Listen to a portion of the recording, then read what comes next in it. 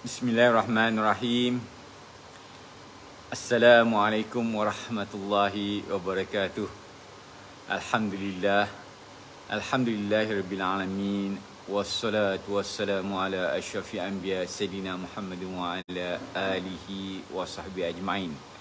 Allahumma salli ala sayyidina Muhammad wa ala ali sayyidina Muhammad. So alhamdulillah. So bertemu lagi kita dalam program Asah Minda setiap pagi insya-Allah, yang kita jadualkan setiap pagi pukul 6.30 ke atas sehingga pukul 7 pagi insya-Allah setiap hari Isnin sehingga hari Jumaat. So apa khabar anda hari ini? So saya doakan anda terus sihat insya-Allah. Dan bagaimana cuaca di tempat anda pagi ini? Di Kuantan hari ini hujan. Pagi subuh tadi, ngam-ngam subuh tadi, angkat takbir subuh, hujan turun. So di Kuantan sekarang masih lagi hujan. So bagaimana tempat anda hari ini? So mungkin kita dah masuk nak masuk musim tengkujuh. Setiap tahun kita menghadapi musim tengkujuh di Malaysia ini. So mungkin sekarang dah nak masuk mungkin, siapa tahu. So, okey, apa-apa pun insya-Allah hari ini kita nak teruskan berbicara tentang perkara-perkara yang dekat dengan kita. Jadi sebelum itu saya jemput dulu anda untuk ajak rakan-rakan, untuk sharekan dengan rakan-rakan dalam grup kita mungkin, ataupun kita boleh tag rakan-rakan kita supaya ramai-ramai insya-Allah kita bersama dalam program Asah Minda setiap pagi untuk kita perkukuhkan, untuk kita mantapkan kita mantapkan langkah kita untuk kita bina kejayaan kita, untuk kita bangkit, untuk kita lonjakkan ekonomi kita insya-Allah. Okey. Dan insya-Allah hari ini kita nak sambung lagi apa yang telah kita perkatakan semalam. Semalam kita telah memperkatakan tentang permulaan bagaimana saya terjebak dalam dunia Rozelle. So sebelum ini saya telah banyak bercerita tentang perjalanan hidup saya, bagaimana saya telah bina perniagaan dalam bidang construction dan seterusnya. Saya bina perniagaan dalam bidang banking, kemudian saya bina lagi perniagaan saya dalam bidang food court dan futsal, dan seterusnya dalam perniagaan butik. Dan sepanjang penceritaan saya, kisah saya sebenarnya, saya banyak ceritakan tentang apa yang betul dan apa yang tak betul yang telah saya lakukan, yang insya-Allah niat saya untuk memberi panduan kepada anda supaya anda sendiri boleh mencorakkan langkah anda dengan panduan insya-Allah sikit sebanyak yang telah saya kongsikan, untuk anda tidak langgar dinding, untuk anda tidak melakukan kesilapan insya-Allah. Kerana kos kesilapan ini kadang-kadang sangat tinggi dalam bidang perniagaan. Bila kita ceburi perniagaan, bila kita tersalah langkah, ianya boleh menyebabkan kita mengalami banyak kerugian sebenarnya.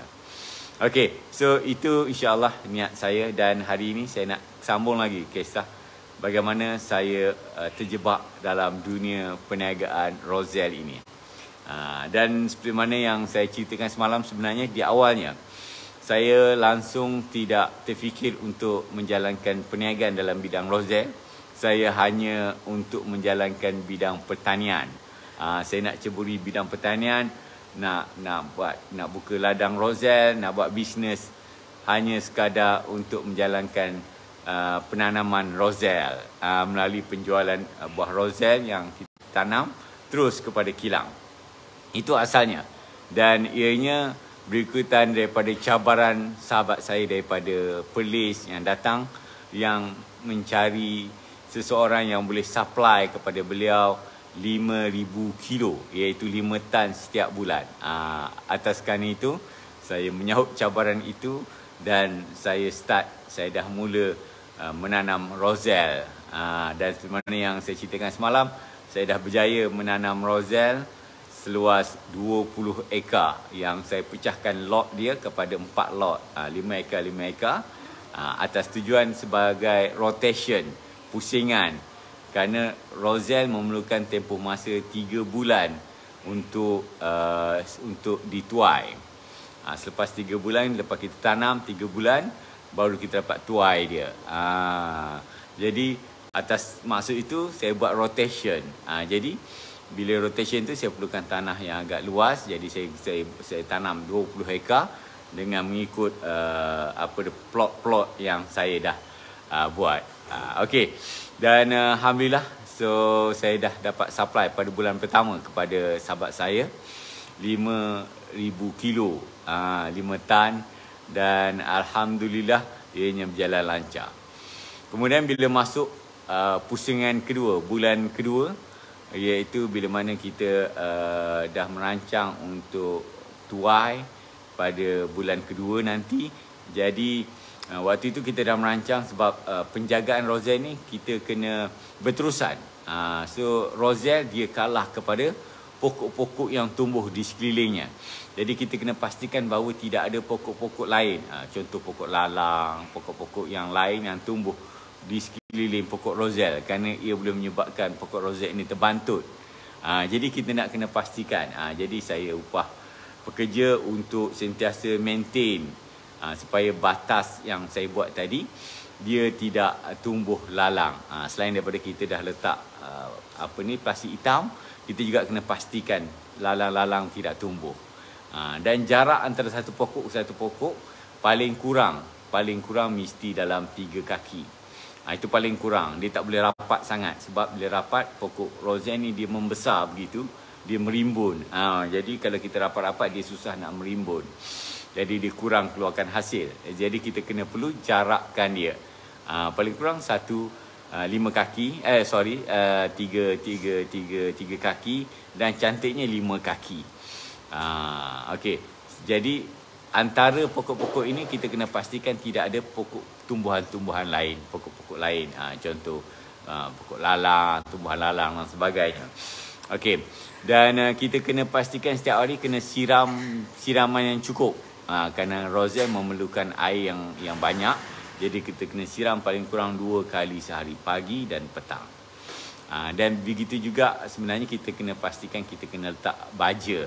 Baja selepas kita dah kutip buah peringkat pertama, kita kena letakkan baja untuk keluarkan buah peringkat kedua pula. Pada bulan kedua. Jadi itu sebenarnya yang kami lakukan. Alhamdulillah berjalan lancar, dan bila sampai tempoh lebih kurang dalam seminggu lebih lagi nak sampai tempoh untuk tuai, saya call sahabat saya. Bila saya call sahabat saya, malangnya tidak berjawab. Saya juga pelik. Jadi saya cuba beberapa kali untuk call beliau, tapi malangnya tidak berjawab. Sehinggalah kepada tarikh dah dekat sangat untuk kita kutip, untuk kita tuai buah Roselle. Jadi bila panggilan saya tak berjawab dan saya tak dapat kontak beliau, saya kena buat pilihan. Saya kena fikirkan alternatif. Saya kena fikirkan apa plan B yang perlu saya buat. Sebab saya tak boleh biarkan buah saya ini rosak. Kalau rosak, dia akan saya akan mengalami kerugian. Jadi bila saya call terus menerus, sahabat saya ini langsung tidak berjawab. Jadi saya terpaksa kena buat keputusan. Jadi keputusan yang saya ambil waktu itu, saya berbincang dengan keluarga, dengan anak saya, apa yang perlu kita buat.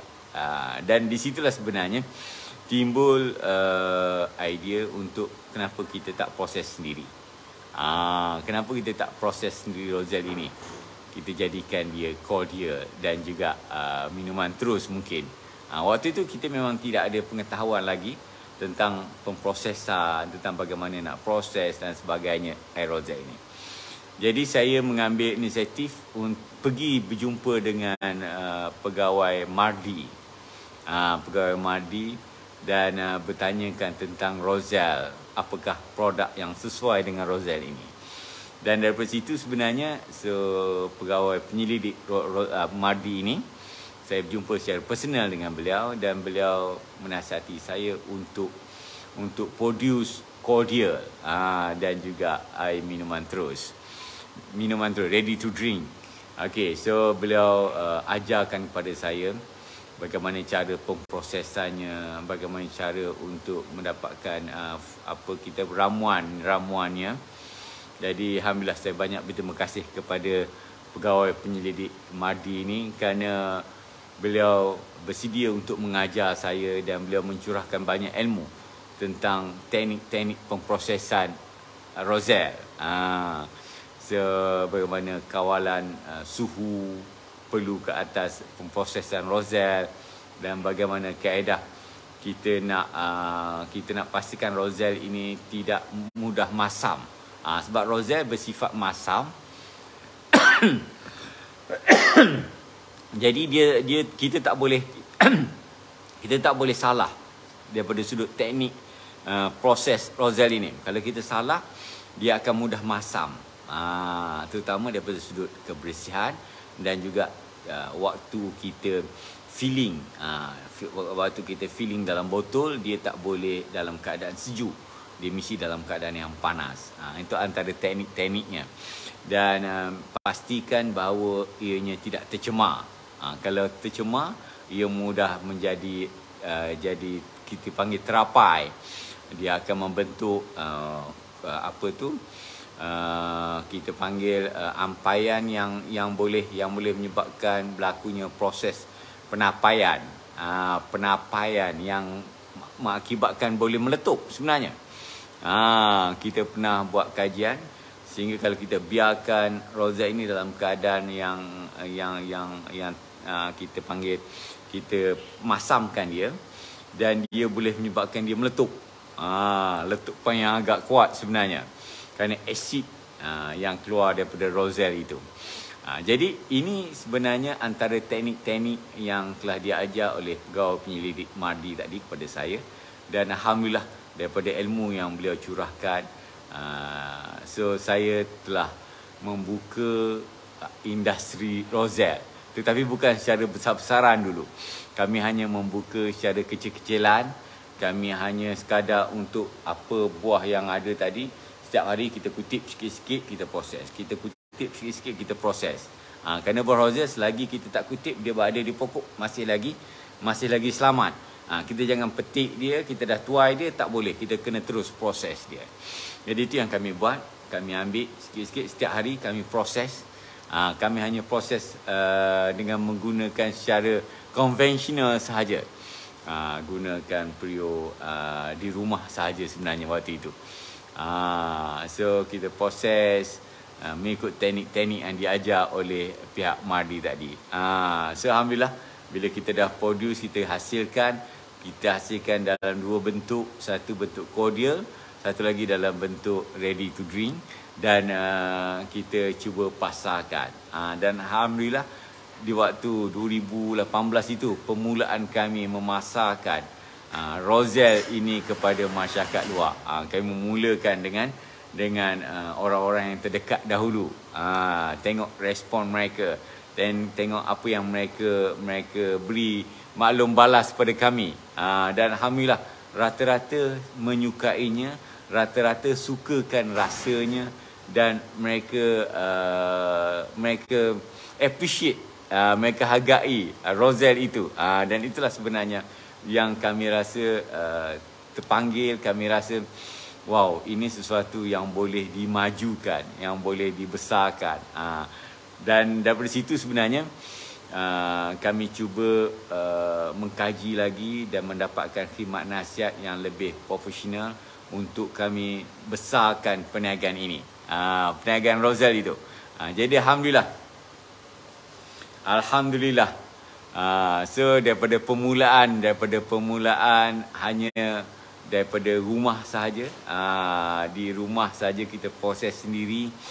Kami dah pergi buka kilang Rozelle. Kami apply dengan Mara. Mara kebetulan ada bangunan yang mereka sediakan untuk peniaga-peniaga kecil ni.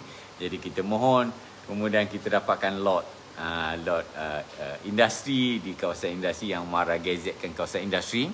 So di sana kita mulakan membina kilang Rozelle. Jadi kami lantik seorang konsultan yang khusus bahagian pembikinan kilang. Kerana kilang bila kita nak buka, kita kena ada spek dia, kita kena ada spesifikasi mengikut standard kilang.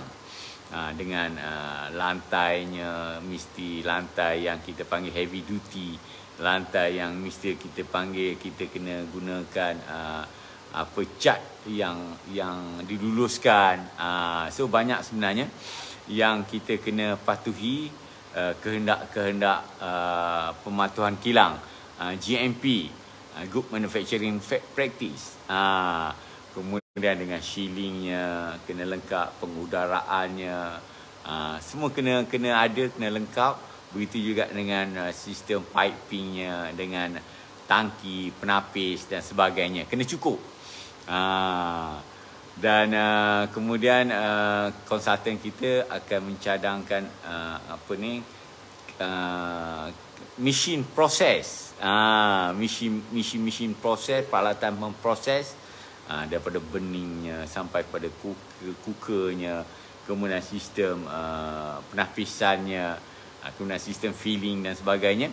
So kami mengikut model yang telah digariskan oleh konsultan yang kami lantik, dan alhamdulillah kami pelengkapkan kilang tadi dengan peralatan yang terkini, yang sesuai dengan production Rozelle. Dan alhamdulillah semuanya terbina lengkap. Kemudian kami mohon pensijilan halal dan juga pensijilan mesti. Kerana dua sijil ini sangat penting dalam mana kita nak produce produk untuk kilang, standard kilang. Jadi kita kena, bila kita kena ada pensijilan halal dan pensijilan mesti. Untuk dapatkan pensijilan halal dan mesti ini, proses dia juga boleh katakan bukanlah complicated, tapi memerlukan standard yang tinggi. Jadi kita sekejap, sekarang cakap panjang pula, lebih dari pukul 7. Okey, kemudian kita apply. So pegawai di bahagian pensijilan halal datang dan kita berbincang dengan beliau apakah kehendak pensijilan halal ini. Jadi beliau telah beritahu apa yang sepatutnya. Jadi kami mengikuti sepenuhnya standard yang dikeluarkan oleh halal. Mereka memastikan bahawa semua barangan kita yang kita guna mesti halal. Itu satunya. Keduanya, cara prosesnya mesti dalam keadaan yang bersih, yang mematuhi kehendak syariah. Kemudian kita pastikan bahawa kebersihan pekerja-pekerja kita, kita pastikan daripada sudut pekerja-pekerja juga mesti berada dalam keadaan bersih, mengikut SOP yang ditetapkan. Okey, kemudian kita kena penuhi jadual-jadualnya dan juga borang-borang pada setiap proses itu. Itu antara kriteria sijil halal yang kita perlu. Kemudian begitu juga mesti daripada Kementerian Kesihatan datang. Mereka juga kita juga bincang dengan mereka apakah kehendak-kehendak untuk kita memperoleh persijilan mesti ini. So mereka juga bercerita. So oleh kerana kita dah ada sijil halal, prosedur halal sebenarnya dia dah tak banyak lagi dah complicated, sebabnya ianya agak selari dengan persijilan halal. Cuma kita kena pastikan bahawa semua peralatan dan juga barangan kita mesti tak boleh letak atas lantai. Dia mesti kena paling kurang 8 inci daripada lantai. Jadi kita punya barang-barang kita punya bahan-bahan bancuhan dan sebagainya, kita tak boleh letak atas lantai. Kita kena ada platform yang bersaiz lebih kurang dalam 8 inci daripada lantai. Kemudian dia akan cek daripada sudut standard pastikan tidak berabuk, tidak ada abuk, shielding kita, dinding kita, lantai yang kita gunakan mesti mengikut spesifikasi yang ditetapkan. Dan begitu juga dengan pencahayaan mesti cukup. Dia tak boleh tak cukup. Pengudaraan begitu juga. Lepas itu kita kena ada sistem pengudaraan yang sesuai. Dan ini adalah antara proses-proses pensijilan halal dan mesti yang kita patuhi, yang kita kena patuhi. Jadi alhamdulillah kami patuhi dan hampir selepas sebulan insya-Allah lepas itu kami mendapat sijil halal dan sijil mesti. Kemudian satu lagi sijil yang kami perolehi ialah sijil MyPo. Sijil kita nak kena daftarkan kita punya logo, produk kita, nama produk kita, kita nak kena kita panggil secure. Kita kena pastikan bahawa ianya menjadi hak cipta terpelihara kita. Kan, kita tak boleh buat berniaga ini tidak ada MyPo, tidak ada hak cipta terpelihara ini, menyebabkan nanti kalau kita dah berjaya mungkin orang lain akan tiru kita. Dia pula ambil pula apa yang kita telah usahakan. Jadi kami alhamdulillah kami juga mendapat daripada sijil MyPo, sijil hak cipta kita. Dan alhamdulillah so kesemua sijil-sijil ini kami perolehi dan kami telah buat secara lebih komersial. Jadi alhamdulillah daripada ladang yang kita usahakan sendiri, yang kita pelihara, yang kita jaga dari sudut kualitinya. Di mana yang saya sebut, kita pastikan bahawa rozel yang kita tanam, buah rozel yang kita tanam, pokok rozel yang kita tanam langsung kita tak sembuh dengan racun serangga. Itu penting sebab kita nak pastikan dari sudut racun kita tak terlibat dengan racun. Kita tak nak buah rozel yang kita petik nanti ada terkena sisa-sisa racun. Dan begitu juga kita tak menggunakan baja chemical. So baja chemical kita tak gunakan. Kita guna kebanyakan baja asli. Dan inilah antara kekuatan kita yang kita boleh kawal sendiri. Bagaimana sebenarnya yang kita nak, buah rozel yang kita nak hasilkan. Dan alhamdulillah daripada buah rozel yang cantik ini, yang terpelihara ini, dan buah rozel yang sangat berkualiti ini kami bawa terus ke kilang kami sendiri. Dan kami mula proses dengan cara kita panggil komersial. Kalau permulaan dulu kami guna secara biasa, gunakan periuk, masak dan sebagainya. Macam kita gunakan biasa ramai juga orang yang producer begini sebenarnya. Kalau kita nak buat sendiri mungkin sesuai. Tapi bila kita nak buat secara besaran dia dah tak sesuai. Kemudian formula yang kita gunakan, ramuan yang kita guna juga dia agak berbeza bila kita buat secara komersial. Bila secara komersial ni yang pastinya kita dah ada dari sudut penjagaan, bermula daripada kita terima buah lagi, kita dah kena buat record, kita kena check dia punya kebersihan, kita ada prosedur dia. Kemudian sampai sana kita start basuh juga, kita dah ada satu tanker yang besar yang kita boleh basuh, yang kita rendam, kita basuh dia, kocak dia. Kemudian kita bukan setakat itu saja, bersih begitu saja. Kemudian kita jirus air lalu. Kita kena pastikan bahawa buah ataupun buah rozel yang kita bersihkan tadi kita alirkan dengan air yang suci, air bersih. Kita tak nak kita basuh, kita letak dalam tangki, kita basuh tadi buah mungkin yang terpercik dengan baja dan sebagainya ni kita bercampur. Kerana bila kita bercampur tadi, walaupun pada permulaan air itu bersih, oleh kerana ianya bercampur dalam satu tangki dan satu kolam, jadi dia dah tak jadi air mutlak dah. Jadi caranya kita basuh, kemudian kita kena bilas dia, kita kena alirkan buah tadi dengan air lalu, dengan air yang bersih. Okey, so itu sebenarnya kaedah. Kemudian kita masuk bahagian proses, kita panggil bahagian kita nak masak dia.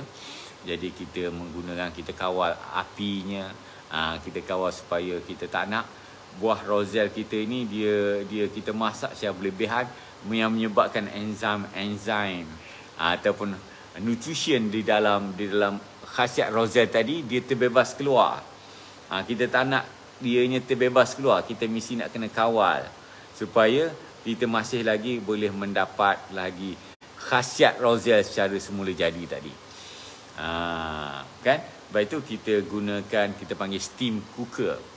Kita gunakan steamer. Steamer yang kita gunakan wok sahaja. Kemudian kita kawal suhunya dengan tempoh masanya, kita kawal. Dan semua ini sebenarnya untuk pastikan bahawa kita mendapat buah ataupun khasiat Roselle yang asli. Yang mana yang Roselle, sebagaimana yang kita tahu, dianya sangat tinggi dengan vitamin C. Dikatakan 10 kali ganda daripada buah orange. Jadi sebab itu kita nak pelihara nutrition yang ada dalam buah Roselle ini. Begitu juga Roselle juga mengandungi antioksidan yang tinggi. Jadi semua ini sebenarnya kita kena pelihara dia. Sebab itu kita menggunakan kaedah pemprosesan yang insya-Allah yang boleh memelihara khasiat Roselle itu. Dan alhamdulillah daripada sana sebenarnya kita hantar, kita pergi pula kepada tank kita yang untuk kita filling. Dan sekali lagi proses filling juga kita kena jaga. Supaya proses filling ini tidak tercemar dan juga proses filling ini tidak semasa sejuk. Sebab itu kalau kita tengok kita punya botol kita agak tebal, kita tak menggunakan botol biasa. Kemudian kita kena pastikan proses waktu kita filling itu dalam keadaan suhu yang boleh maintain lagi, yang boleh kita panggil pastikan bahawa produk kita tadi terpelihara, tidak mudah terapai. Dan proses ini sangat penting sebenarnya, kerana baik itu kita mengelakkan daripada kita menggunakan bahan pengawet yang berlebihan. Kebanyakan ada setengah produk dia guna bahan pengawet yang berlebihan yang sangat berbahaya. Jadi kita nak elakkan proses pengawitan tadi menggunakan bahan-bahan chemical ini. Jadi kita mesti kena tahu waktu kita nak filling tadi dalam botol masa apakah suhu yang sesuai. Dan ini adalah proses yang kami hasilkan, yang akhirnya kami hasilkan salah satunya ialah produk ini, ready to drink untuk kanak-kanak. Ini yang kami hasilkan. Sebab itu kami proses sangat teliti, sebab kita tahu untuk penggunaan anak-anak sekolah, dan ianya sangat bagus. Kami namakan ianya IQ Booster. Ianya sangat bagus untuk minda anak-anak. Sebab itu Roselle ini dia sangat mungkin satu hari nanti saya akan ceritakan detail tentang Roselle itu. Apakah kajian-kajian penemuan tentang Roselle. Tapi secara amnya saya boleh katakan bahawa ianya sangat bagus untuk minda anak-anak kita. Okey. Kemudian kita ada Cordial ready to Cordial. Cordial ini yang Cordial yang saya dah bancuh. Botolnya saya dah bawa pula. Okey, Cordial yang kita dah bancuh, FRC, kita kenali sebagai FRC, Fresh Roselle Cordial. Bismillah. Fresh Roselle Cordial yang mana kita bila mana tadi kita proses dengan teliti tadi, dan akhirnya kita menghasilkan dua produk ini pada awalnya. Okey. Dan apa yang penting bagi kami ialah untuk menghasilkan produk yang berkualiti, yang bebas daripada bahan pewarna dan bahan perisa. Kalau kita tengok merah ni, ini adalah merah asli Roselle. Kita tak campurkan dengan bahan pewarna dan juga bahan perisa yang lain. Jadi kita ambil buah Roselle sepenuhnya. Kita ada formula yang kita buat, yang kita dah belajar daripada awal tadi. Kemudian kita proses, dan sebab itu hasilnya sangat sedap, rasanya juga sangat sedap. Anda boleh cuba insya-Allah. Okey, so itu antara proses, antara kaedah permulaan yang kami terlibat dalam perniagaan Roselle ini. Daripada permulaan tadi hanya ingin terlibat dalam bidang pertanian sahaja, tetapi oleh kerana dah terjebak, kemudian bila mana saya tidak dapat untuk kontak kawan saya yang ambis, yang telah dijanjikan setiap bulan untuk ambil, tak datang-datang. Jadi mau tak mau kami sendiri yang kena proses Roselle itu. Dan akhirnya alhamdulillah hari ini terhasillah industri Roselle, My Life Roselle. So insya-Allah saya akan ceritakan lagi kepada anda tentang bagaimana sebenarnya signifikan Roselle ini dengan apa yang kami usahakan sekarang. Okey, So insyaAllah kita bertemu lagi besok, seperti mana yang kita jadualkan setiap pagi pukul 6.30 pagi. So sebelum itu saya jemput dulu anda untuk kongsi-kongsikan dengan rakan-rakan, dengan sahabat handai video ini, video live ini, supaya lebih ramai insya-Allah yang akan dapat manfaatnya. Dan itulah sebenarnya apa yang kita target kita, tujuan kita. Kita nak bantu lebih ramai orang untuk mereka nampak, untuk mereka dapat sedikit idea bagaimana untuk mengatur langkah mereka. Okay, so insyaAllah kita sama-sama menjadi sebahagian daripada orang yang memberi manfaat kepada orang lain, insyaAllah. Sekian daripada saya. Wabillahi taufiq wa hidayah. Wassalamualaikum warahmatullahi wabarakatuh.